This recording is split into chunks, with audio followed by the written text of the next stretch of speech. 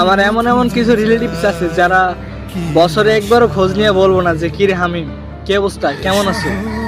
আর আজকেই তারা আবার জিজ্ঞাইতেছে যে কিরে পরীক্ষার রেজাল্ট দিছে নাকি, তার রেজাল্ট কি তোর। আসলে একটা কথা কি জানেন, এই পৃথিবীতে স্বার্থ ছাড়া কেউই কারো খোঁজ নেয় না। একমাত্র মাই যে স্বার্থহীনভাবে সবাইকে ভালোবাসে।